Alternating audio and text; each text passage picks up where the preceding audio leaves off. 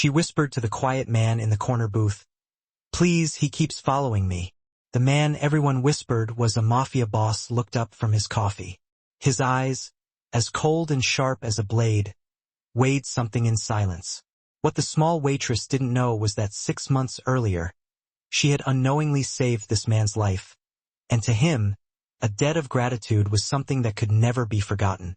Rain battered against the diner's windows as if it carried a personal grudge. The Maple and Main Diner sat tucked away on a lonely corner in Savannah, Georgia, trembling beneath the jaundiced glow of a flickering street lamp. Grace Whitaker wiped the same spot on the counter over and over until the rag had turned limp and soaked. She didn't seem to notice. Her eyes kept darting toward the front glass door, where the neon light reflected the faint outline of a man standing motionless across the street beneath a broken lamppost that blinked fitfully. He had been there for over 2 hours. In the biting winter rain of the South, his silhouette hadn't moved an inch. "You planning to scrub a hole through that counter?" Marge's voice came from the kitchen, rough and smoky from too many Marlboros, blending with the grease-scented air of the old diner. "We're closed. Grace, go home." Grace shook her head, clutching the rag tighter. 5 more minutes. "You said that 20 minutes ago." Marge emerged from the kitchen, pulling off her grease-stained apron and planting her hands on her hips. She was in her 60s, broad-shouldered like someone who'd once played football, with eyes sharp enough to spot trouble from a mile away. Those eyes narrowed as she noticed Grace staring out the window. "It's him again, isn't it?" Grace nodded, her voice barely audible. "Third night this week." Marge clenched her jaw. "I'm calling the cops." "No!" The word shot out so quickly that Grace startled herself. Last time, they just asked a few questions. He told them he was waiting for a bus. They believed him. At midnight in the rain? Marge snorted. Cops in this town couldn't find their own asses without a mirror. The doorbell jingled softly. Both women froze. A man stepped inside, rain dripping from a long black coat. He was tall, past 60, with neatly combed salt and pepper hair and a face chiseled like marble. Sharp, composed, without a single wasted expression. He moved with a quiet authority that made people uneasy without knowing why. Daniel Moretti didn't look at anyone. He never did, not for 3 months now. Every Tuesday and Friday he came in and ordered the same thing. Black coffee and whatever pastry was left. Always sat in the same corner booth, always left the same amount. $30 for the meal and $17 for the tip, even on nights when he barely touched his coffee. Grace had once tried to look him up online. Nothing. No social media, no records. It was as if the man didn't exist. That should have been her first warning. He wasn't ordinary. "Evening," Marge said, maternal instinct kicking in the way it does when something threatens your young. "We're closing soon." "Coffee?" Daniel replied softly but firmly, settling into his usual seat. His voice was deep, calm, laced with an old New York timbre that reminded Grace of black and white films she used to watch late at night. Marge glanced at Grace, one brow arched. "Want me to stay?" Grace shook her head. If the man outside decided to act, it wouldn't matter who was here. Marge seized her purse and slipped out the back door, leaving Grace alone with the only customer who somehow made her feel safe without ever saying a word. Her hands trembled as she poured the coffee through the rain-blurred glass. She could still see the shadow under the lamppost, waiting, watching. It was madness. Really, she didn't know anything about Daniel Moretti. Didn't know if he would help or laugh in her face. But there was something in the way he sat, the quiet vigilance in his posture, like a man who'd spent his life ready for danger. And when you're desperate, faith sometimes becomes your only weapon. Grace carried the coffee to his table and set it down. For the first time in 3 months, she sat across from him. Daniel lifted his eyes from his phone, a flicker of surprise passing through them before they returned to that steady neutrality. "I'm sorry," Grace whispered, leaning forward slightly, her heart pounding so hard she swore he could hear it. "I know this sounds insane, and you don't know me, but—" Her voice faltered. "Please, he's been following me for nights." Daniel's eyes shifted past her toward the window. Something in his face changed. Not fear, Not anger, but an eerie calm, like a machine quietly coming to life. "The man outside?" he asked, though he didn't need confirmation. "Yes, 3 nights now. He follows me from the bus stop. He knows where I work. I think he knows where I live." The words poured out in a rush. "The police won't do anything. They say I need proof he's done something. I don't have anyone, no one to turn to." Daniel gave a slow nod. "I understand." She exhaled shakily, realizing she'd been holding her breath the whole time. He took out his phone and typed a few lines. Within 10 seconds, the bell over the door chimed again. A massive man entered, dressed in a dark suit, built like a linebacker, his face expressionless and cold. He didn't glance at Grace once. "Frank," Daniel said, his gaze still fixed on her. "Outside. Gray coat, black pants. He's been watching. Follow him. I want to know where he goes, who he meets, and who's paying him." Grace froze. She had thought it was just some creep, but Daniel thought otherwise. He thought it was business. Someone had hired the man. Frank nodded and left without a sound. Daniel turned back to Grace. This time, his eyes held a weight that made her breath catch. "Go inside, lock the door. Don't come out until I tell you it's safe." "I don't understand. Why are you—" Grace went rigid. She had never told him her name. It was on her name tag, she thought. Yes, but he had never looked at it. Never looked at her. "Trust me," Daniel said, his voice low but strangely gentle. "Lock the door." 1,000 questions burned in her throat, but she swallowed them. Instead, she nodded, stood on trembling legs, and quietly did as he said. From behind the fogged window, she watched Daniel sitting there, calm as ever, sipping his coffee as though he had all the time in the world, as though there wasn't a predator lurking just outside, as though he hadn't just sent a man like Frank into the storm for her, for a small, insignificant waitress in a dying diner. She stood there shaking, her mind echoing one single question. "Who is he? Daniel Moretti? And how does he know my name?" The rain still hadn't stopped when Grace stood in the dark kitchen, her whole body leaning against the locked back door. The flickering neon from the street cast a cold bluish light onto the brick wall, forming shifting, ghost-like shadows. She had never met anyone like Daniel Moretti. He hadn't asked why, hadn't hesitated at her plea, and he acted instantly, as if he'd been waiting for it, as if he'd been ready all along.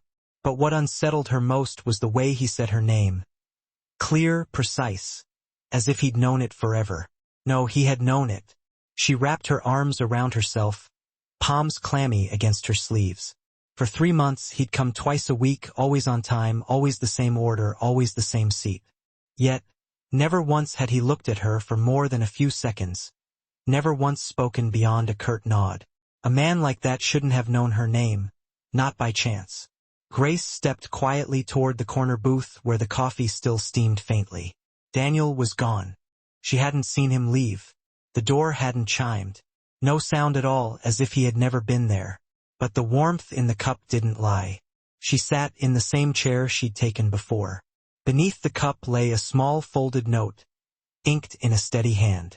Only 4 words. "Trust me." Grace gripped the paper, her heartbeat wild and uneven. The initial fear gave way to a storm of questions. Who was he? Why help her? How did he know her name? 6 months earlier, on a late summer night, Grace had worked a longer shift than usual. The highway home was empty, forgotten. Headlights shimmered over faded white lines, the wind from the marshes whispering through the dense trees. She heard the sound before she saw it. The screech of metal, the hiss of tires skidding on asphalt, then the flash of headlights, a black car veering across the median, spinning before slamming into the guardrail. Without thinking, Grace swerved to the shoulder. She remembered every step she took toward that wreck. The smell of gasoline and smoke, the sharp chirp of a fire alarm inside the crushed vehicle. The man behind the wheel was still conscious, his face streaked with blood, one hand pressed to his stomach, the other fumbling for something unseen. "Stay awake," Grace had said, her voice echoing through the chaos. "Someone's waiting for you to come home. They need you. Don't give up." She stayed there until the ambulance arrived, her hand gripping his through the shattered glass. She never asked his name. The police took her statement, wrote it down, and she went home believing she would never see him again. But he hadn't forgotten. 6 months later, he returned as Daniel Moretti, the quiet man with the watchful eyes, the one who never asked her name yet already knew it, the man who never spoke but still repaid his debt. And perhaps, from the moment she'd stepped out of her car that night while the world slept, and she chose to save a bleeding stranger on an empty highway, her life had veered onto a different road. One she couldn't predict, couldn't turn back from, couldn't escape. At the time, she thought she was doing the right thing, but maybe that night wasn't only about morality. Maybe it was the beginning of a chain of events she would only understand much later, a night that blurred the line between light and shadow. And the man she once thought was a nameless victim now emerged beneath the diner's dim glow as someone powerful, dangerous, and yet, in a way she couldn't explain, the only person who'd ever made her feel safe. For in the morning, the rain had stopped, but the air was still damp and heavy, as if the sky itself were holding its breath. Outside the window of her small third-floor apartment, Grace sat curled up on the sofa, a blanket wrapped around her shoulders. The soft yellow light from a desk lamp reflected in her eyes a mix of exhaustion and an almost unnerving alertness. She hadn't slept since coming home from the diner. All night, only one question had circled in her mind. Who is Daniel Moretti? Her instincts told her he wasn't ordinary, not the retired businessman he appeared to be. The way he had identified the man tailing her, then immediately sent someone to follow him, no hesitation, no questions. The way he called her by name without looking at her name tag. The way he sat alone in the dark, yet somehow carried the presence of an entire army behind him. She didn't know exactly what he was, but she knew one thing for certain. He wasn't just a quiet man who drank coffee every Tuesday night. Her phone vibrated in her hand. A message from an unsaved number, marked only with the initial D. The words were simple. He's gone. You're safe. Grace stared at the text for a long time, her thumb hovering over the screen without replying. She was supposed to feel relieved, but all she felt was a chill down her spine. A man had followed her for 3 nights straight, and with just a few taps on Daniel's phone, he had vanished without a trace, without police, without questions, only action. Swift and final. It felt as though she'd stepped into the pages of a crime novel, one where every strange event obeyed its own hidden logic, and the man in the shadows was the one writing the story. Across town, high above the Savannah River, Daniel Moretti stood before a wall of glass, a glass of deep red wine glinting in his hand. He didn't drink. He only watched. The night draped the river in a velvet darkness. The city lights scattered across the surface like fallen stars. Behind him, a large screen glowed with grids of surveillance feeds, satellite maps, and scrolling encrypted data. Frank, the massive man who had followed the man in the gray coat, stepped in and handed Daniel a tablet. Name's Marcus Lane, 40 years old, former private investigator, used to work for a law firm in Dallas. License revoked 8 years ago for taking bribes. Been freelancing ever since. Daniel didn't turn, only furrowed his brow slightly.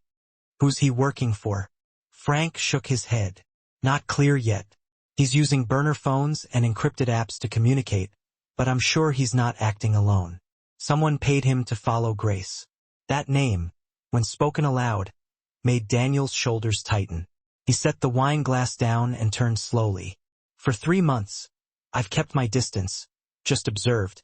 Made sure she was safe. But someone found out, and now she's involved. Frank's voice dropped. You think it's Vincent Russo? Daniel said nothing. The name wasn't new to him. Russo had once shared his table, his handshake, his empire, dividing the East Coast underworld between them before Daniel withdrew into the shadows to protect what remained of his life. Russo never forgot, and Russo never forgave. He's still trying to breach my financial network, Daniel said quietly.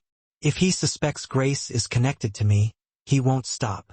He moved to his desk, opened a drawer, and took out a file folder clipped with photos.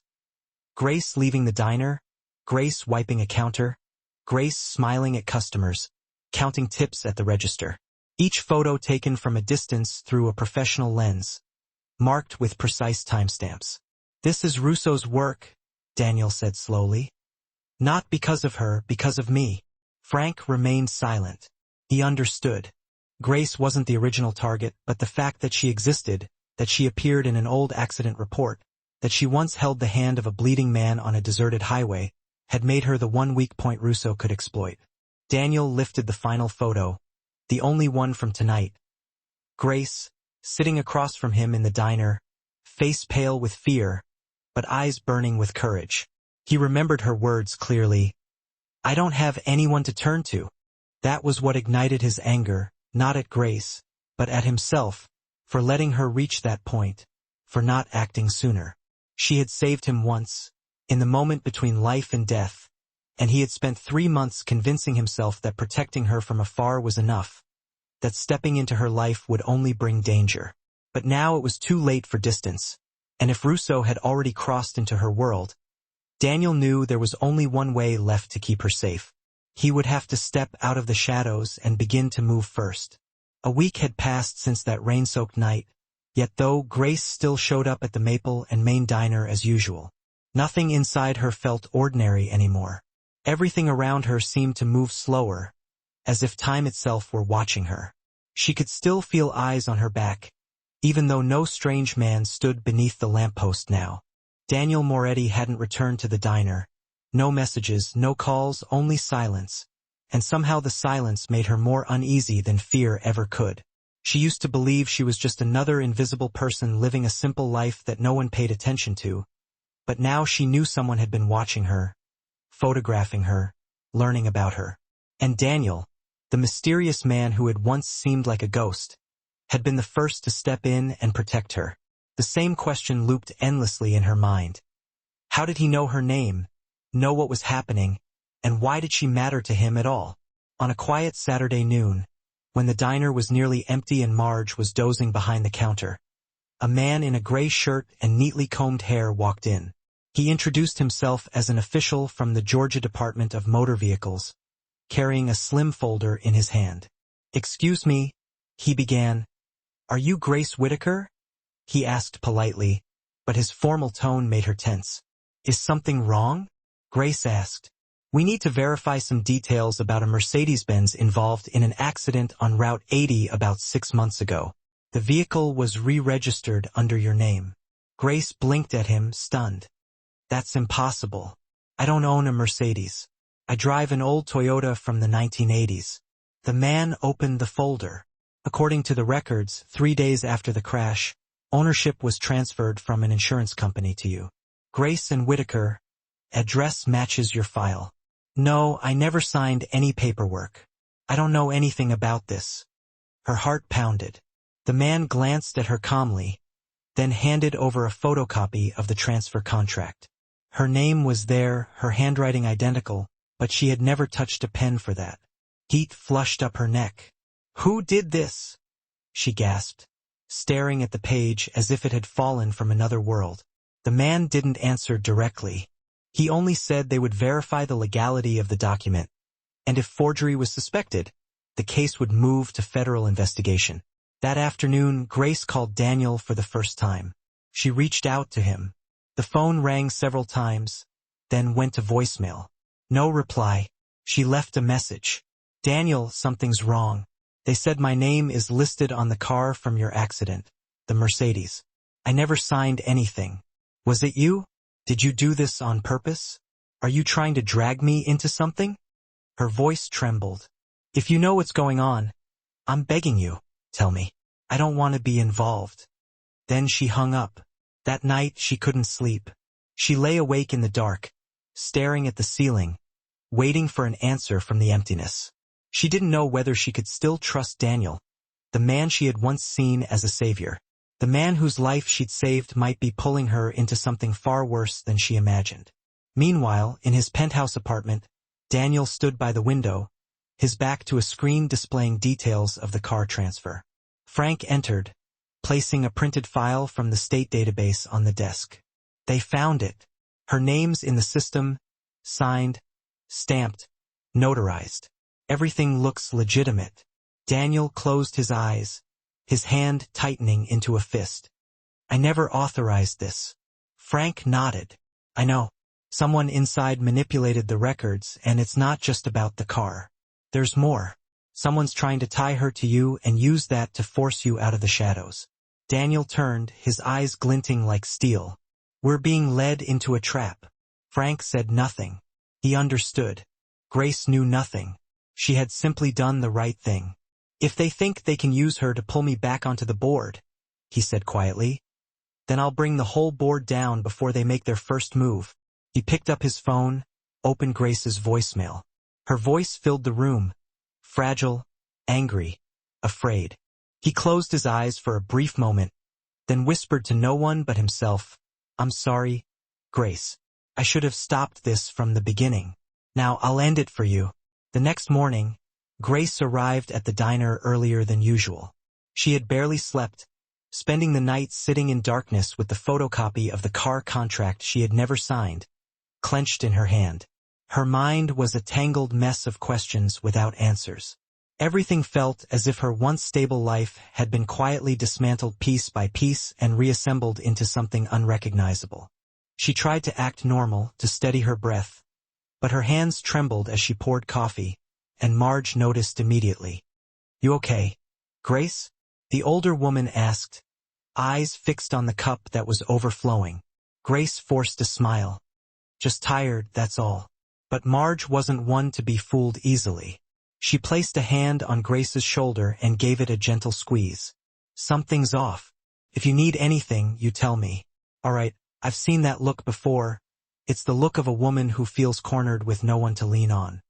Grace pressed her lips together, wanting to confide everything, yet afraid, not of Marge, but of dragging her into danger. Only a few minutes after Marge disappeared into the kitchen, the bell over the door chimed. Daniel Moretti walked in. No long coat, no air of mystery this time, just a dark tailored suit with his shirt collar undone by one button. He wasn't there for coffee. Grace knew that the moment she saw him, his eyes found her instantly, steady, unwavering. Her heart jolted. Part of her was relieved to see him, but another part burned with anger for all the unanswered questions. She stepped out from behind the counter, spine straight. I have a lot of questions you need to answer. Daniel nodded. I know and I will, but not here. Can you spare 5 minutes? Grace glanced around. The diner was still empty, then nodded. She untied her apron and followed him through the side door leading to the parking lot behind the building.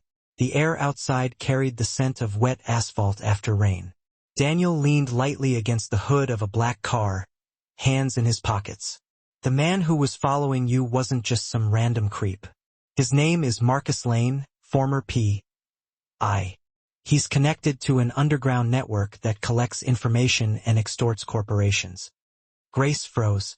You investigated him? I had someone track him that night. He was hired to get close to you, not because of who you are, but because of your connection to me. What connection? Her voice wavered. Daniel met her eyes. 6 months ago, you saved my life. You didn't know who I was, didn't ask for anything, you just acted, but someone else knew, and they're using that. Grace stood motionless. Daniel took a step closer, his voice dropping low. The car you saw crash that night, it was mine. I tried to bury everything to make sure no one knew I was still alive. But your name appeared in the accident report in the police files. Someone followed that trail, and that someone is Russo. Daniel nodded for the first time, showing a flicker of tension crossed my face at the mention of Vincent Russo. He used to be an associate of mine, but we had a falling out. Now he's sniffing around trying to figure out where I am, what I'm up to, and who I'm with. He thinks you're my Achilles heel, and honestly, he's not entirely wrong. Grace looked away, a shadow passing over her features. I don't want to be anyone's weakness. I just want to live a quiet life. I know, I replied softly, trying to reassure her. I tried to keep my distance, to stay away. I was watching from afar, making sure you were safe. But now they've seen you, and I can't just stand by and do nothing anymore. Silence descended, heavy and thick, punctuated only by the distant caw of crows and the whisper of wind rustling through the trees. I reached into my pocket and pulled out a small, sealed envelope, extending it toward her. Inside, you'll find photos, data, everything we have on Marcus Lane. You don't have to keep it, but I need you to understand the gravity of the situation. Grace hesitantly accepted the envelope, her palms clammy and cold. What do I do now? I met her gaze, holding it for a long moment. Trust me. Grace didn't respond immediately. Trust wasn't something she could just hand out freely, not with her whole world quietly crumbling around her. But deep down, she knew that if anyone could shield her from the encroaching darkness, it was the man standing before her, a man whose eyes had witnessed far too much bloodshed, yet still held a flicker of fragile calm whenever they looked at her. Rain began to fall again as Grace stood in the diner's kitchen, peering through the small window toward the main room where I sat alone at my usual table near the window. I had been there every night for the past 3 days, saying little, nursing my coffee in silence, and leaving behind envelopes containing small fragments of a truth she never imagined being a part of. Grace felt like she was caught between two worlds. On one side, the familiar world of her ordinary life with its wrinkled uniforms, the ever-present smell of grease, and the cheerful ding of the doorbell. On the other, a colder, darker world that I carried with me. She couldn't move forward without looking back, but she couldn't dwell on the past without being dragged under. That night, the diner was unusually quiet. Marge had gone home early, complaining of a splitting headache. Grace brought me my coffee, but she didn't sit down this time, just stood there, watching me intently. I looked up, my eyes perhaps as deep and unreadable as still water. I didn't ask her to sit. I simply waited. She set the cup down, her voice as soft as the first touch of spring rain. I don't know whether to thank you or be angry with you. I slowly placed my spoon on the saucer, avoiding her gaze. My eyes instead followed the raindrops as they traced paths down the glass. I don't know which one I deserve. Grace's hands tightened into fists. I thought you were the only person on my side, but now I'm not so sure. Why is my name on those documents? Why was I the one being watched? Investigated? All I did was help someone after a car crash. I didn't ask for any of this. I finally lifted my eyes, and something in them made her shiver. Not fear, but recognition. A glimpse of something human and unguarded. I know. And because you never asked for anything, I owe you more than anyone I've ever dealt with. I reached into my jacket and placed a folded check on the table. Grace glanced down at the handwritten number in blue ink. The 3 digits at the start were enough to let her live comfortably for years. I don't want your money. I know, but I want to give you back your freedom. If you want to leave this town, I can arrange everything. A new place, a new name, somewhere no one can find you. You could start over. She looked at me, feeling hollow and overwhelmed all at once. You're trying to erase me from this board, aren't you? I was silent for a moment, then nodded slightly. I brought this trouble into your life, and now I need to remove it. Grace drew a long breath. And what about you? Will you disappear back into the dark? What about Russo? What about the people still following me? I rose, my tall frame somehow shrinking the room around us. I'll end it alone. She took a step back. You're sacrificing yourself. No. I shook my head, my eyes softening. I'm atoning. We stood facing each other like two strangers bound together by an unwanted past. Neither of us spoke again. I turned, walked to the door, and the bell chimed softly, the last breath of a conversation left unfinished. Grace remained there long after I was gone, the check still clutched in her hand, her heart heavy as stone. She didn't know how long it would be before she saw me again, or if she ever would. But one thing she knew with aching certainty. Some goodbyes don't need tears or words. Sometimes all it takes is a single glance, held 2 seconds longer than it should be, to leave a mark that never fades. And that night, beneath the quiet rain, Grace had such a goodbye silent, yet more haunting than any farewell she had ever known. The next afternoon, sunlight blazed down on Savannah's streets, harsher than usual. The oppressive heat pressed so heavily that even the old trees along River Street seemed to sag as though exhausted. Grace stood behind the counter, trying to finish the morning's invoices when the diner door swung open. It wasn't me. It wasn't any regular customer. Two men in dark suits entered, their polished shoes clicking softly against the linoleum, moving with a calm authority that seemed to drain the color from the room. One was white with brown hair and around 40. The other was black, tall and broad-shouldered, his face set and unreadable. They didn't glance at the menu. They didn't order. They looked straight at her. "Are you Grace Whitaker?" the brown-haired man asked, his tone even and deliberate. Grace looked up, her fingers tightening around the pen in her hand. "Yes, that's me. Is something wrong?" The other man reached into his wallet and produced an ID. "I'm Agent Miller, and this is Agent Harris. We're with the FBI field office in Atlanta." Grace felt her heart plummet. I haven't done anything, have I?" Miller shook his head gently. "No, ma'am. You're not in trouble, but we need to speak with you privately about a man named Daniel Moretti." The name hit her like a punch to the gut. Her legs suddenly felt weak. She glanced at Marge behind the counter, who was watching with concern, then nodded. "All right, but I can't leave my shift. It'll only take 10 minutes, Harris said, handing her an official business card. "We just need to verify some information." Grace led them to the small bench area behind the diner, shaded by an old awning, where a few weathered wooden chairs sat unused. They took seats, careful not to draw too much attention. Miller opened a notebook and looked directly at her. "How long have you known Mr. Moretti?" Grace took a breath.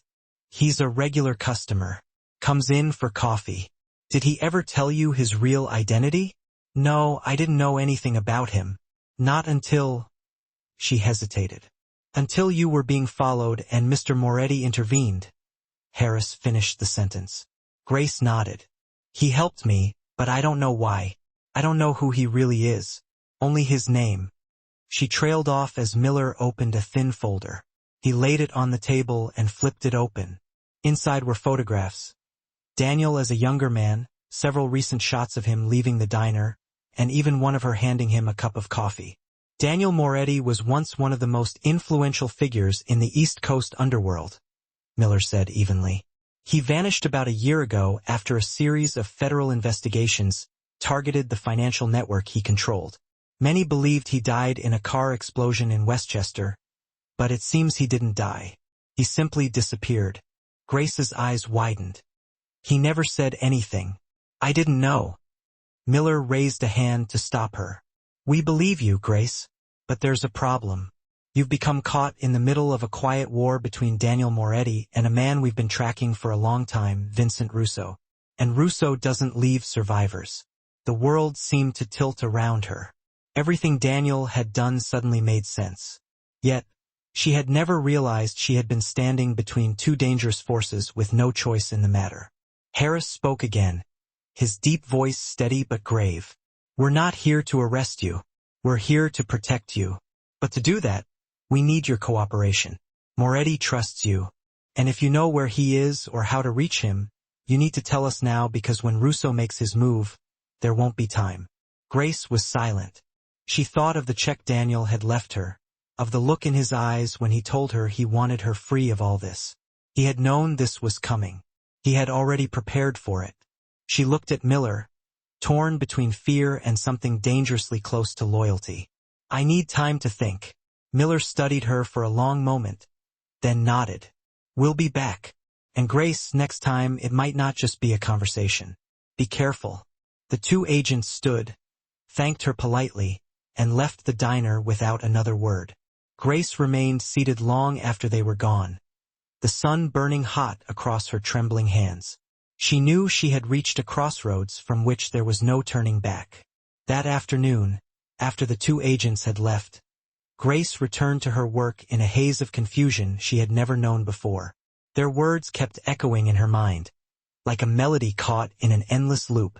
Daniel Moretti, once one of the most powerful names in the underworld, had vanished after a car explosion, only to reappear quietly in a small Savannah diner. And she, an anonymous waitress, had somehow become the fragile link between him and a dangerous enemy named Vincent Russo.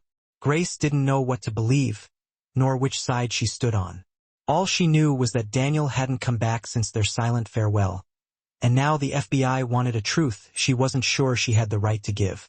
When night fell, she went home to her small apartment, every corner steeped in memories of quieter evenings when the world had seemed no bigger than cups of coffee, polite smiles, and a handful of tips that kept her life afloat.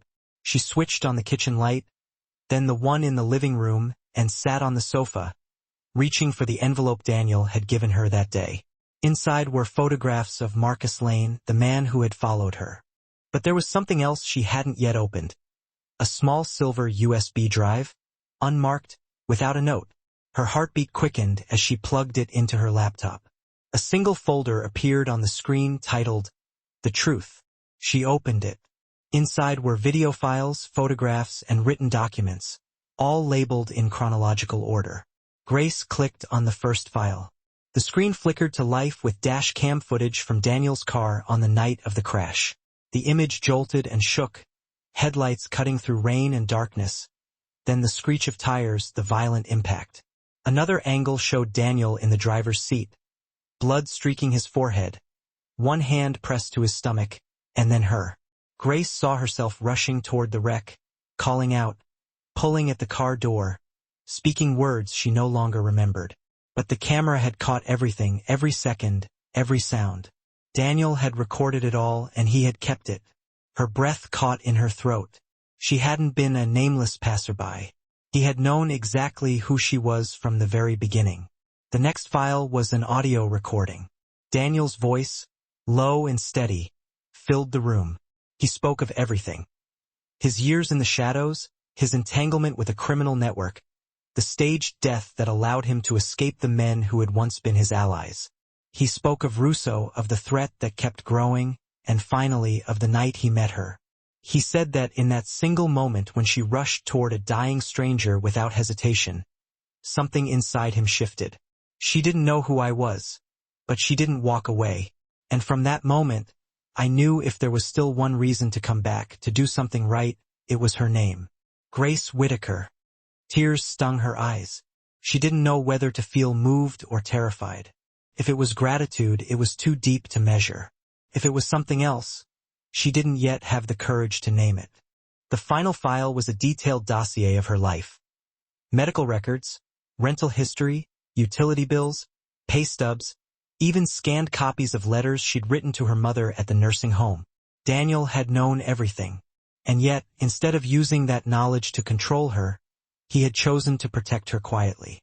Grace removed the USB from the laptop, her hand trembling. Now she understood he hadn't been trying to manipulate her. He had given her the truth, a mirror she hadn't asked for, so she could decide for herself. Daniel hadn't demanded loyalty. He had handed her the facts, and that truth, unforced and raw, had bound her to him more powerfully than any promise ever could. She sat there in the dim light, staring at the blank screen, her heart swelling with anger and gratitude, fear and resolve. Because now she knew. If Vincent Russo was closing in, she was no longer just a victim caught in the crossfire. She was part of the game, and this time, Grace Whitaker would not stand still. The phone rang 3 times before going to voicemail. Grace gripped it tight, her palms slick with sweat, pressing it to her ear, waiting for the familiar voice to break the silence. But this time, there was nothing. Only a long, hollow beep and the kind of stillness that makes the air feel cold. She hung up, then called again, a second time, a third. No answer. Since watching the files Daniel had left on the USB drive, she'd known she couldn't stay still anymore. Everything he had shared, everything he had done for her, it couldn't end with silent gratitude. She needed to hear his voice, to ask why he had chosen to disappear just when everything was about to unravel. But he didn't answer. She texted, called again, waited. 1 hour passed, then 2. The whole evening slipped by. The diner lights glowed, the customers came and went, and all the while, the sounds around her felt like nothing more than background noise to the growing void inside her. Near midnight, after wiping the counter one last time and folding her apron, She checked her phone again out of sheer instinct. Still nothing, no new messages, no missed calls. A sense of dread seeped through her like water through a crack. Daniel had never vanished like this before. No matter how discreet, he always left a trace. A note, a message, someone watching from a distance. But now there was nothing. No one but Grace even knew where he lived, and she suddenly realized she didn't know either. No address, no way to find him if he truly wanted to disappear. That terrified her more than any threat from the FBI or from Russo ever could. Back in her apartment, she sank into the chair, turned the lights on, then off again. The darkness was easier to breathe in.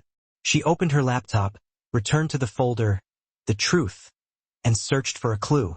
In the final audio recording, Daniel had mentioned a storage site outside the city, a place he once used to hide important documents before he vanished. There was no address, only vague directions. A dirt road leading into a pine forest near an abandoned gas station. Grace wrote it all down, her pulse racing. She knew that if Daniel had been caught, or worse, going there might expose her. But if she didn't go, who would ever know what had happened to him? She asked herself that question once, then stood up, grabbed her car keys, not bothering to change or think twice. The road to the outskirts was deserted, the streetlights sparse, the shadows of trees stretching long across the pavement like gray brushstrokes. After nearly 40 minutes of driving, she found the gas station. Crumbling walls, shattered windows, glass scattered across the concrete floor. Behind it, a narrow dirt road wound into a forest of tall pines, just as Daniel had described. She switched off the headlights and drove slowly along the uneven path until an old metal warehouse came into view, half hidden among the trees. No cars outside, no lights, no sound. She stepped out and approached. The door was locked, but the padlock had been broken from the outside. Grace crouched down to examine it, her stomach tightening. Someone had been here before her, and it wasn't Daniel. She pushed the door open. Inside, the air was thick with dust and the smell of damp metal. The shelves were layered with grime, but in the middle of the dark room sat a desk that looked recently used, papers scattered, a few surveillance printouts, and a city map marked with red circles around the downtown area. Grace moved closer, her breath catching when she saw a file with her name written across the front. The word urgent was scrawled on the cover, but no one was there. No Daniel, no trace that he might still be nearby, only fragments of a plan he had been putting together and then abandoned. Grace sat down on the worn wooden chair, her heartbeat thudding in her chest. He had been here. He had been preparing for something big, and now he was gone. For the first time since meeting Daniel, she understood one thing with painful clarity. If she wanted to keep him alive and keep herself whole, she could no longer stand on the sidelines. She would have to step into the center of it all, no matter who she had to face, even if those were names that made the FBI hesitate to speak them aloud. It was 3 o'clock in the morning when Grace's phone buzzed in the stillness. A new message appeared. No name, no words, just a photo taken from afar. She opened it. The image was blurred, yet unmistakable. A warehouse engulfed in flames, fire curling upward into the night sky. Behind it, a stretch of rusted shipping containers scattered along the southern docks of Savannah. And in the far corner of the frame, half lost in the haze of yellow light, stood a shadowed figure. She didn't need a caption. She knew it was Daniel. Grace shot up from her chair, her laptop still glowing beside her, its pale light washing over her tense face. She didn't think, didn't pack. She grabbed her car keys, shoved the phone into her jacket, and ran out the door. The night air wasn't raining, but a sharp wind blew in from the river, heavy with salt and dampness. On the drive to the docks, she called the number that had sent the photo. No answer. She tried again and again, nothing. The road ahead stretched empty, a dark ribbon between pools of light. By the time she reached the harbor, the sight stole her breath. From a distance, a black column of smoke spiraled into the clouds, twisting like something alive. The warehouse at the water's edge burned in a furious orange blaze, its reflection trembling across the rippling river. Grace pulled over, left the engine running, and sprinted through a bent section of the chain-link fence, her shoes crunching over gravel and shards of glass. She shouted his name. No reply. The wail of sirens echoed faintly from somewhere far off.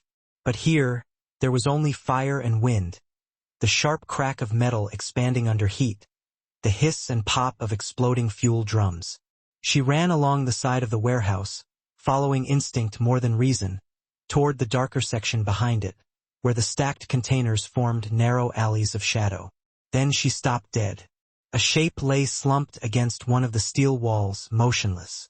Grace bolted forward, her heart nearly stopping when she saw the familiar figure. The dark suit torn and stained, his face streaked with blood and ash. "Daniel, Daniel," she whispered, her voice breaking.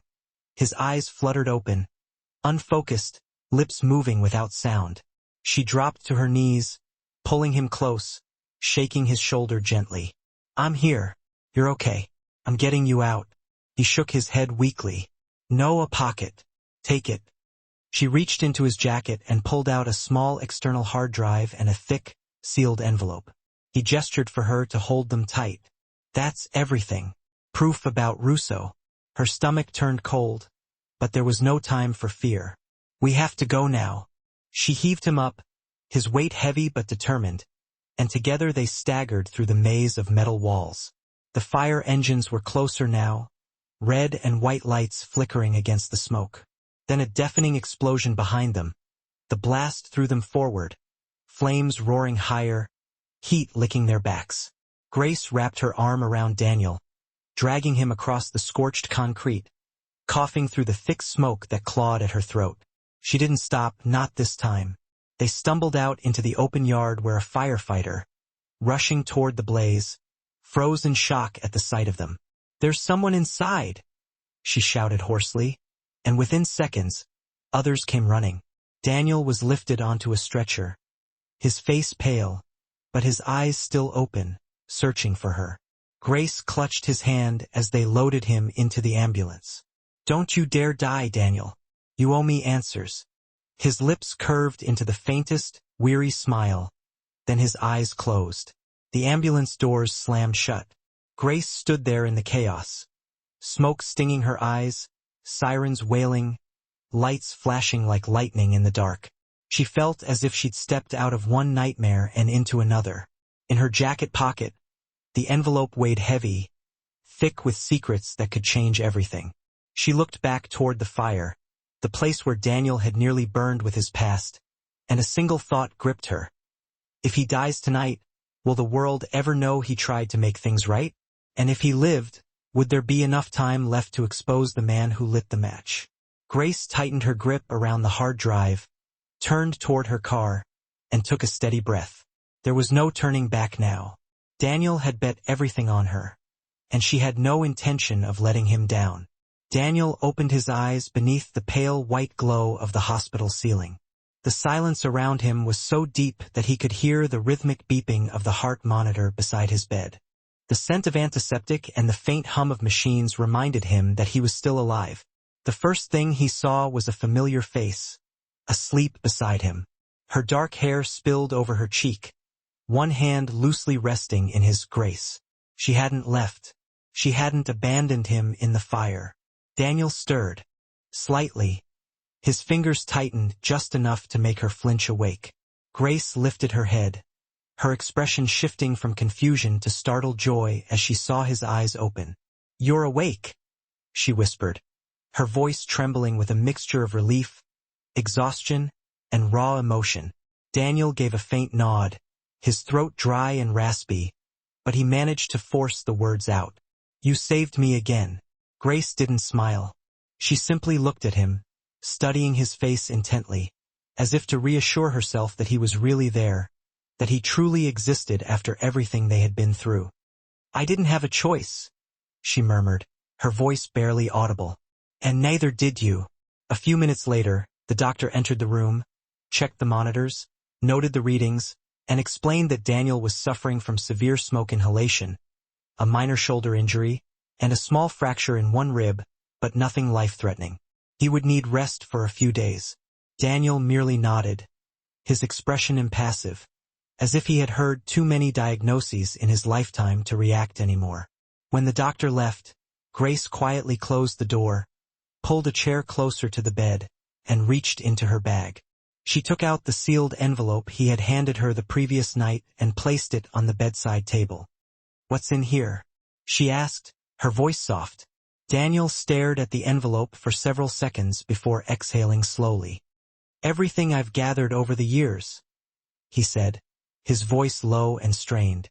"Records, evidence, bank transfers, the real names of the men behind Russo. In the right hands, it's enough to bring down his entire network." Grace froze, her breath catching in her throat. "Then why wait until now to use it?" she asked, her brow furrowed in confusion. "Because I once believed I could erase my past by disappearing," he said, his voice barely a whisper. "But Russo doesn't let go. He needs me dead or silent. And when he found out I was still alive, he started tracing every thread that could lead to me. You were one of them." She looked at him, and for the first time, she saw in his eyes not just exhaustion, but genuine remorse. Not for the things he had done in the shadows, but for quietly pulling her into a war that was never hers. "I met with the FBI," she said, her voice firm. "They know about you. They know about Russo, but they don't have enough evidence to force him into the open." Daniel closed his eyes briefly, as though the last pieces of a long, grim puzzle were finally falling into place. "He didn't burn that warehouse just to kill me," he said, his voice heavy with realization. "He did it to erase everything. If the documents in that envelope had gone up in flames, he'd walk free forever." Grace reached into her bag again and placed a small portable hard drive beside the envelope. "I still have this," she said, her voice steady. "The copies, the videos, everything you kept on your system. I backed it all up." Daniel's eyes widened, a flicker of surprise crossing his face. The faintest spark of wonder and trust broke through the weariness that had been etched there for so long. "You didn't just save me," he said, his voice thick with emotion. "You saved what I couldn't hold on to." Grace lifted her gaze, her voice steady and resolute. "I didn't do it for you," she said. "I did it for myself. Because if I stay silent, Russo will come after someone else. Someone who doesn't even know what's coming. And I can't let that happen." Daniel smiled, his first real smile in weeks. It was a genuine smile, stripped of pretense or defense, carrying only quiet peace. "Grace," he said softly, his voice full of gratitude, "you've changed me more than anyone ever has." Outside the hospital window, the early morning sunlight filtered through the trees, painting soft gold across the white walls. It was another morning in Savannah, yet nothing felt the same. The man who had once vanished from the world had returned. Not for vengeance, not for redemption, but to close an old chapter and protect the one person who had pulled him back from the dark. And Grace, once just a quiet waitress living an invisible life, now sat beside him as an equal, a true ally. Neither spoke, but both understood that from this moment on, the fight was no longer Daniel's alone. And the man who had once given up, weary and broken, had come back for truth, for justice, and for the woman whose single, whispered plea in the rain had changed both of their lives forever. That afternoon, when Grace returned to her apartment to rest and regain her strength, Daniel was still in the hospital under the close watch of a private security officer assigned by Frank. Everything seemed to be settling down after the fire at the docks. Yet Grace's instincts told her otherwise. Something remained unsaid, a fragment of truth still buried beneath the haze of files, recordings, and wary glances. She sat alone before her laptop, the hard drive resting in her palm. While Daniel slept, she decided to delve deeper into the files she hadn't yet opened. In a hidden folder labeled Delta, she discovered a string of encrypted emails exchanged between Daniel and someone identified only by the code name V. Through months of correspondence leading up to Daniel's disappearance, V had displayed an intimate knowledge of Russo's movements, providing insider information and even details from meetings within the underground financial network that Daniel himself had never been able to infiltrate. Grace froze, her mind reeling. This wasn't merely an informant. This was someone who had kept Daniel alive during his time in hiding, someone who could manipulate both sides without anyone ever knowing. She scrolled to the most recent messages. One email, sent only a few days before the warehouse fire, carried a single-word subject line, urgent. The body was brief, cold enough to send a chill through her chest. Russo is suspicious. You need to pull out now. Don't trust Frank. Don't trust anyone but Grace. Leave before Monday night. There was no signature, no further explanation. Grace held her breath, her heart pounding in her chest. Frank, Daniel's loyal right hand. The man who had quietly handled every hidden detail. The man who had protected Daniel for years. Yet in one single line, all of that loyalty collapsed into doubt. She reopened the warehouse surveillance footage. A brief clip showed a man leaving the site just 10 minutes before the flames erupted. His face was obscured, but his build, the long stride, the short gray hair at the back of his neck, all of it pointed to one image in her mind. Frank. Her stomach twisted into a tight knot. If Frank was truly playing both sides, then Daniel wasn't the only one in danger. She was too. Just then, her phone buzzed, signaling the arrival of a new message. It was from an unknown number. She opened it, her hands shaking. The photo on her screen showed herself sitting at her desk, taken from outside the window through a half-drawn curtain. Below it were 3 words in block capitals. We know you. Grace shot to her feet, her heart pounding in her chest. Someone was watching her, maybe from the street below. She slammed the laptop shut, slipped the hard drive into her jacket pocket, and left the apartment, locking the door carefully behind her. She started to call Daniel, then stopped. If Frank was compromised, any line of communication could be tapped. She needed to speak to Daniel face to face, to look him in the eye and see whom he still trusted. She drove straight to the hospital but avoided the main entrance, taking the emergency access corridor at the back. As she neared the hallway leading to Daniel's room, she heard raised voices and an argument. One of them was unmistakably familiar. Frank. He was standing there wearing a dark coat, a folder clutched tightly in his hand, his face drawn tight in a way she had never seen before. Grace stepped back, pressing herself against the wall, straining to listen. I'm family, Frank snapped, his voice laced with anger and frustration. You have no right to keep me out. I just need 5 minutes. I'm sorry, Mr. Frank, the nurse replied firmly. The patient has been instructed not to see anyone except Grace Whitaker. This directive was confirmed by both hospital security and federal authorities. Frank's hand tightened around the folder, his knuckles white. Then he turned abruptly and walked away. Grace retreated farther into the shadows beneath the flickering fluorescent lights at the end of the hall. She had seen enough. There was no doubt now. Someone had been pulling the strings from the beginning. Not Russo. He was merely the predator in plain sight. The real danger was the one pretending to stand beside them, the one who knew every move, every secret, every weakness. Frank had not just saved Daniel once in Chicago. He had set the entire board. And now, piece by piece, the board was being revealed. Grace knew she had to act before it was too late. Because once the man behind the curtain stepped fully into the light, the countdown would begin, and time was no longer on their side. Daniel sat propped against the hospital pillows, the pale yellow light from the small bedside lamp tracing the contours of his face, carving each wrinkle like the map of time on a man who had weathered too much loss. Grace entered the room, the door closing softly behind her, bringing with her a tense, quiet urgency like the hush before a storm. Without greeting, she set the hard drive on the table and looked at him with steady resolve. Daniel understood immediately. The silence wasn't shyness or fatigue, but the clarity of a truth already known. She knew everything, from the files stashed in hidden folders to the familiar silhouette that left the warehouse moments before the flames. And she also knew about Frank. He drew a deep breath and nodded almost imperceptibly, as if assenting to a question left unasked. Grace didn't ask if he was certain. She didn't need confirmation. She only needed to know what he would do next. Daniel sat quietly for a long moment, then spoke slowly, his voice low but steady. Frank has been following me for more than 2 decades. He saved my life twice, walked into gunfire for me, shared in every plan. And precisely because of that, he knows how to destroy me better than anyone. Grace didn't take her eyes off him. "What do you intend to do?" she asked, her voice barely above a whisper. Daniel turned and looked through the window, where the streetlights blurred against the glass.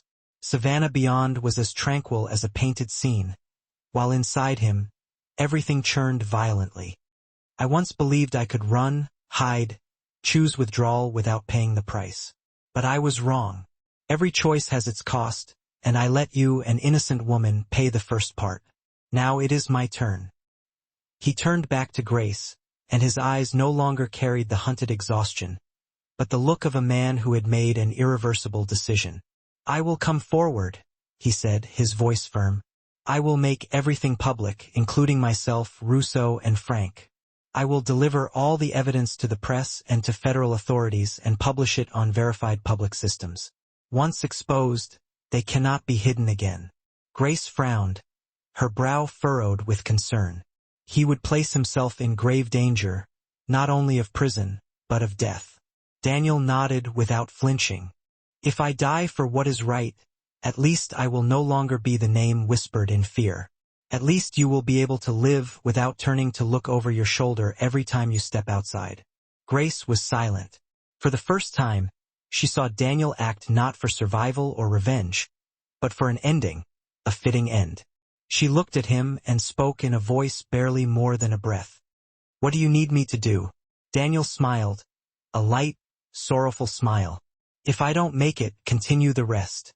Don't let everything die with me." Grace wanted to protest, but she knew it would be useless. The man had decided, and when he decided, nothing could stop him. She gripped his hand. His was cold, but still strong. "Agreed," she said, her voice filled with resolve. "But I will not let you do this alone." Outside in the corridor, footsteps whispered across the tiled floor, and nurses on shift changed in low voices.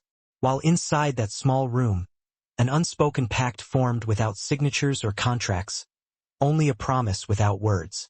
Daniel Moretti would not die quietly, and Grace Whitaker, the trembling girl who had whispered for help on a rainy night, had become the last person he trusted in this life. And if fate had placed them on that black and white chessboard, then at least they would choose the pieces of truth rather than bow to the darkness one more time. Late at night, Savannah lay still, wrapped in silence, broken only by the whisper of wind threading through the trees and the faint glow of streetlights spilling through the hospital window. Inside the small room, Daniel slowly sat up, his back resting against the pillow, his hand trembling slightly as he held a pen. In front of him lay a blank sheet of paper, and beside it, a thick, cream-colored envelope. Grace had fallen asleep in the upholstered chair across the room, her face softened by exhaustion after days of strain. Daniel watched her for a long while before lowering his gaze to the page and beginning to write. The first line came easier than he expected. "Dear Grace, if you are reading this, then I probably no longer have the chance to say these words in person. I am not writing to ask for forgiveness, nor to burden you further. I only wish to leave behind what I have carried within me since the first moment you crossed into my life, by accident or perhaps by fate. You are the only one who ever looked at me without fear, even though you didn't know who I was. That, to me, was worth more than every contract, every false promise of loyalty, and all the years I spent living as a shadow. I used to live as though the world owed me a way out, but I've come to realize that I am the one who owes the world a debt of atonement. And your one whispered plea in the rain made me want to pay it. Not for honor, not to make amends, but because for the first time I wanted to do something right without expecting anything in return. You once asked why I came back, knowing the price might be my life. The answer is simple, Grace. Because some things are only worth living for when we are willing to risk everything. I have spent nearly my whole life in darkness. I do not expect to be remembered as a hero, but I also don't want to be forgotten as a man who only knew how to run. You gave me the reason to face my mistakes, and if I had the chance to start over, I would still choose to save you, still choose to sit in that diner, still choose to see your eyes through the rain. This envelope holds what I haven't yet given you. A few system access codes, the identity of a witness the FBI never knew about, and a recording of a conversation between Russo and Frank from over a year ago. If something happens to me, Give it to Agent Miller. He is the only one among them I believe cannot be bought. But Grace, if you decide to act, make sure you never go alone. Russo is not the kind of man who accepts defeat. He will strike back. He will not rest. Seek protection if you must. Run if you must, but never stay silent. Don't let everything we've done, everything we've risked, be lost to fear. At the end of the letter, Daniel paused, his hand trembling more from emotion than pain. He looked toward Grace once more and saw her stir faintly in uneasy sleep. A faint smile touched his lips, a sad one, but peaceful. He folded the letter, slipped it into the envelope along with the remaining documents, sealed it, and wrote 2 slanted words across the front. For Grace. When the first light of dawn began to break, he placed the envelope in the bedside drawer beneath the bottle of pills, careful that no one would see. Then he leaned back against the pillow, closed his eyes, and let his mind drift into the quiet vastness of the night, where there was no longer vengeance or fear, only the words left unsaid and the fragile hope that another tomorrow might still come. The next morning, as sunlight slipped through the narrow crack of the curtain, and the first footsteps echoed down the hospital corridor, Grace awoke with a strange heaviness in her chest. The room was silent, too silent. There was no steady rhythm from the heart monitor, no mechanical hum, nothing. She sat up sharply, her eyes darting toward the hospital bed where Daniel had lain for days. But he was gone. The blanket was folded neatly, the pillow arranged just so. For a fleeting moment, she thought she was still dreaming. Then she leapt to her feet, pulled open the door, and looked up and down the hallway. It was empty except for a few nurses changing shifts, who nodded politely without a hint that anything was amiss. Grace stepped back into the room, scanning every corner. There was no blood, no sign of a struggle, nothing to suggest he had been forced to leave. Everything was spotless, too spotless, with a kind of eerie precision. Yet on the bedside table beside the small lamp sat a cup of coffee still faintly warm and a handkerchief embroidered with the letter D, folded perfectly. In the drawer she found the envelope. When she opened it and began to read, her hands trembled with every line. Daniel's voice seemed to rise from the page, as if he were still there beside her, recounting everything from the night before. But now there was only the letter in the vast, aching absence it left behind, hanging in the air like a note cut short before it could fade. Grace sat motionless by the bed, sunlight spilling across her face through the window, unable to soften the emptiness that had settled in her chest. No one knew when he had left. No security footage showed him. No nurse had been notified. It was as if he had never been there at all. That evening, Grace brought the envelope to Agent Miller. He wasn't as surprised as she expected. He simply sighed, as though he had known this moment would come. Daniel Moretti had never done anything without a plan. And if he chose to disappear, it meant everything was already in motion, ready to continue without him. Miller accepted the envelope, promised to protect Grace by every means necessary, and began the process of securing and analyzing the files she had handed over. But what left her speechless was the way he looked at her as he said his final words before they parted. "You know," he told her quietly, his voice full of a weary understanding. "He left me a copy of the letter too, not to explain himself but to thank you. He said you were the only person who couldn't be bought, who couldn't be bargained with. That's what made it possible for him to let go." In the days that followed, Grace went back to work at the diner. But she was no longer the timid woman who once avoided strangers' eyes. She had become keener, more deliberate, and her gaze carried the weight of untold stories. Sometimes, while wiping down the counter, she would glance toward the window, half expecting to see a tall man in a dark coat step through the door and order his usual black coffee. But he never returned, not once.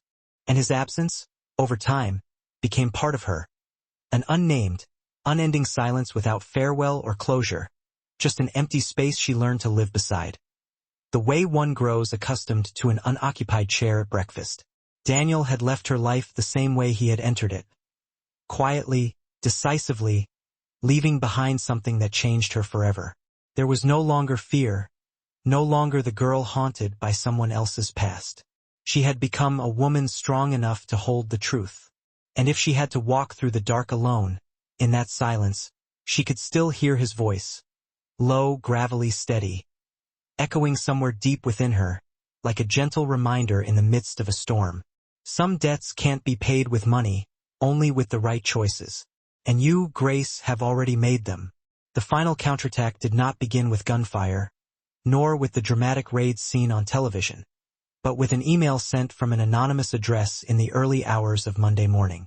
That email contained a single link to an open data vault accessible to anyone.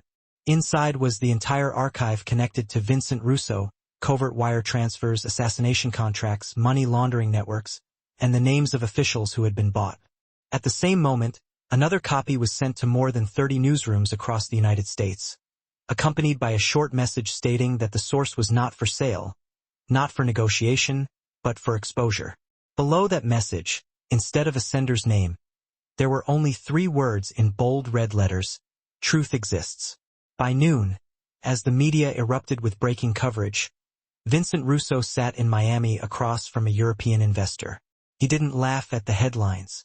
He didn't smash the table in rage as he had in the past. He merely stared at the tablet in front of him, watching as line after line of data refreshed in real time. He knew this was no accidental leak. It was a move carefully calculated, and whoever was behind it no longer wished to remain in the shadows. At FBI headquarters, Agent Miller sat before his monitor, eyes fixed and unblinking.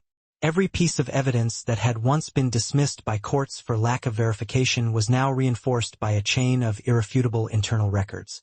More importantly, the files didn't just expose Russo.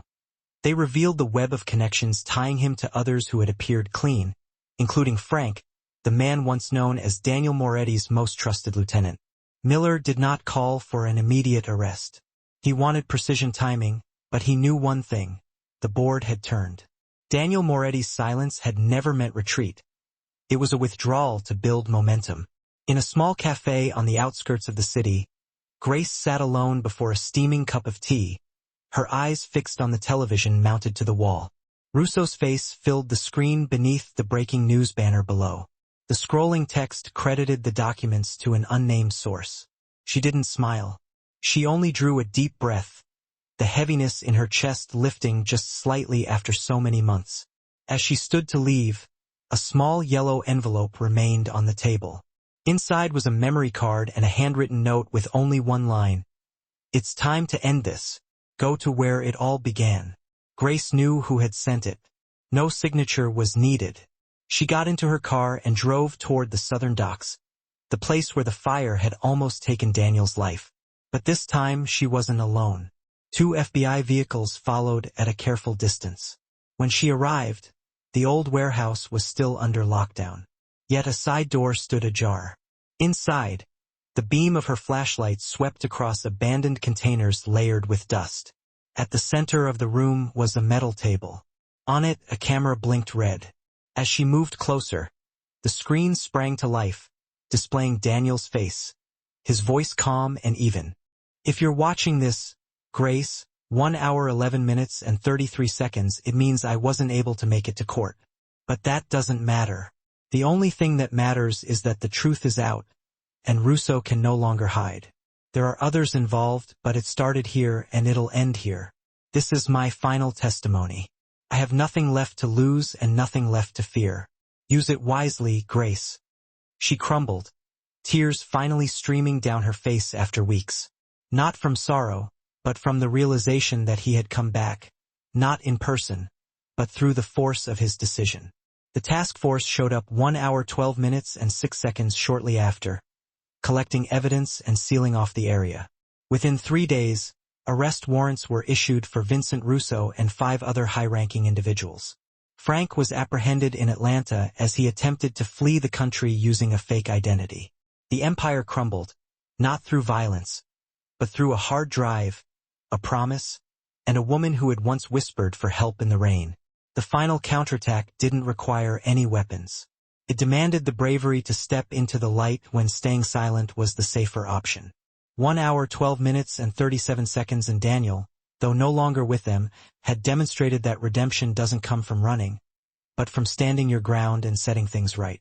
Standing beneath the night sky, Grace understood something with absolute clarity. It wasn't over, but what needed to begin already had. 3 weeks after the nationwide broadcast of Vincent Russo's arrest, America was still buzzing. News outlets were providing updates every hour, sometimes even every minute. The press dubbed it the biggest takedown of an underground financial crime 1 hour 13 minutes and 6 seconds network in more than 2 decades. They reported on frozen offshore accounts, politicians under investigation, and a money laundering scheme spanning 3 countries. Yet, amidst all the sensational headlines, one name emerged like a ghost. No one dared to confirm. Daniel Moretti, the man who had once been the shadow behind every power deal, the man rumored to be dead, vanished, or perhaps still alive somewhere, silently watching the story unfold. The only certainty was that he had chosen truth over survival. Grace understood 1 hour 13 minutes and 40 seconds the cost of that choice better than anyone. From the moment Daniel's video testimony was released to the public, her life had been completely transformed.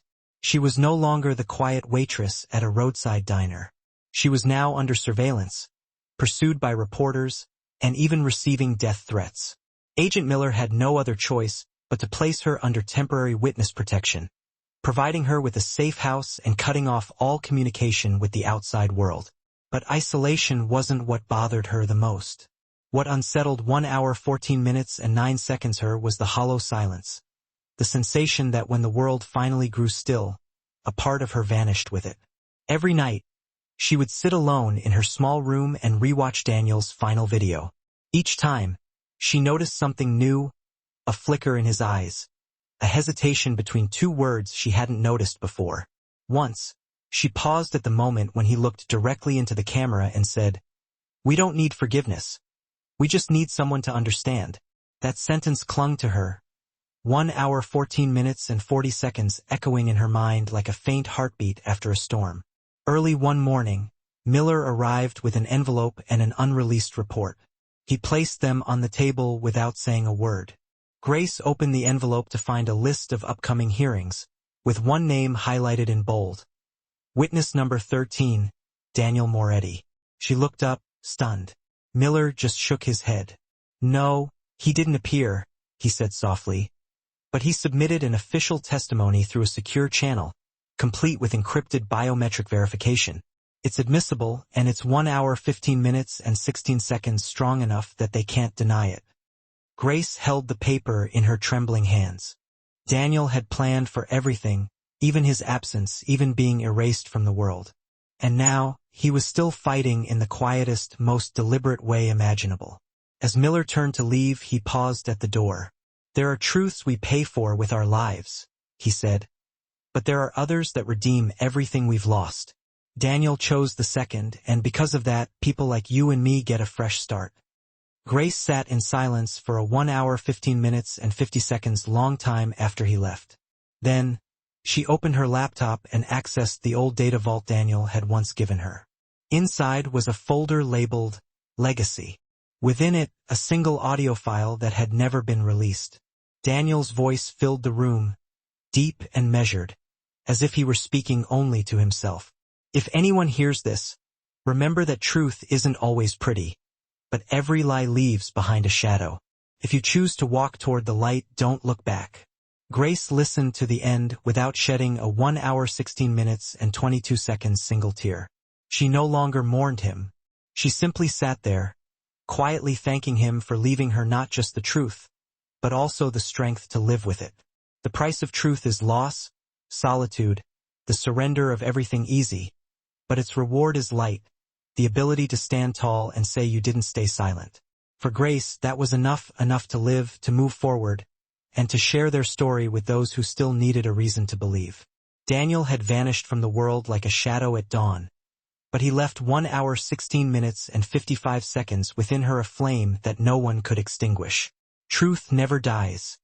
It simply waits for the brave to speak it.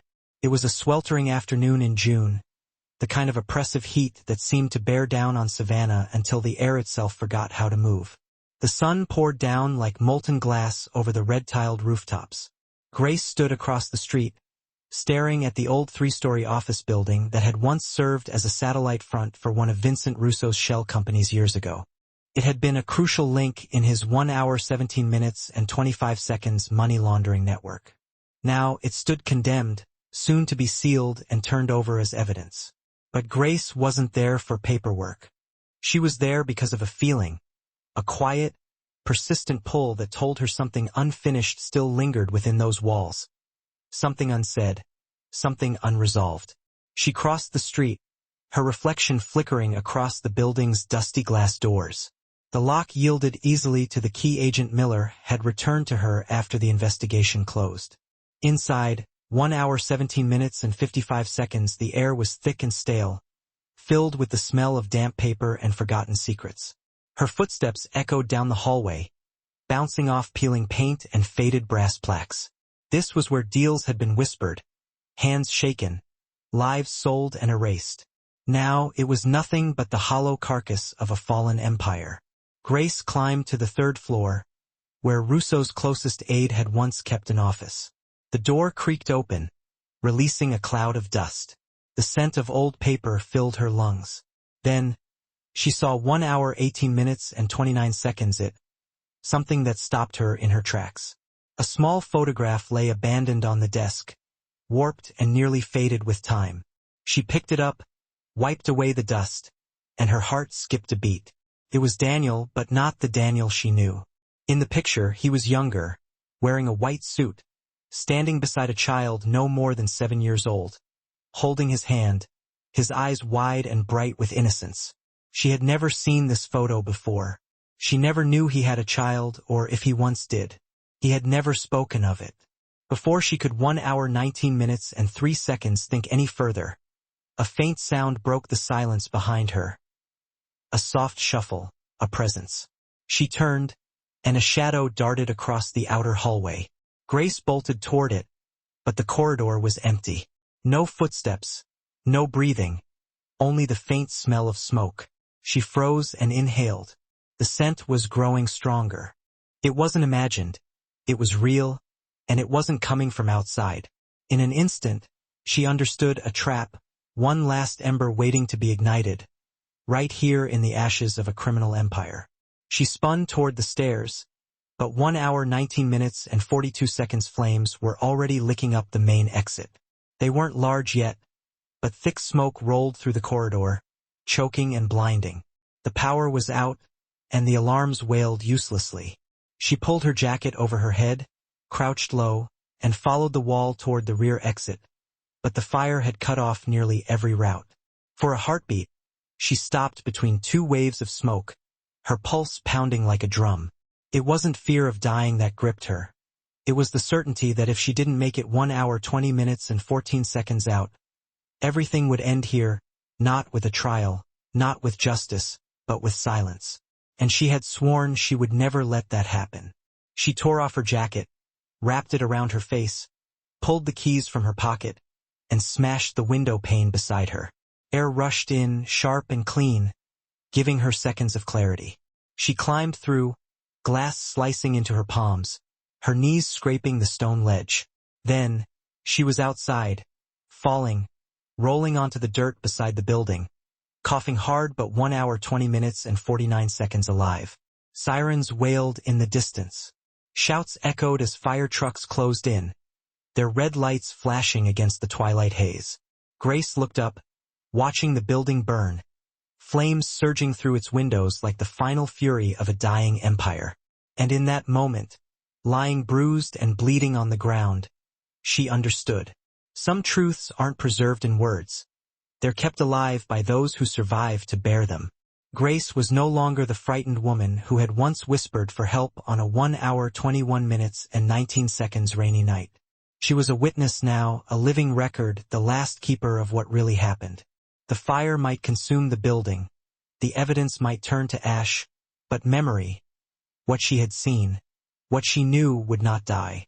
She rose slowly, blood dripping from her hand, heat still pulsing on her skin, and she knew one thing with absolute clarity. The building could burn, the files could vanish, but the truth and the woman who carried it would endure. She was still alive, and the story was far from over.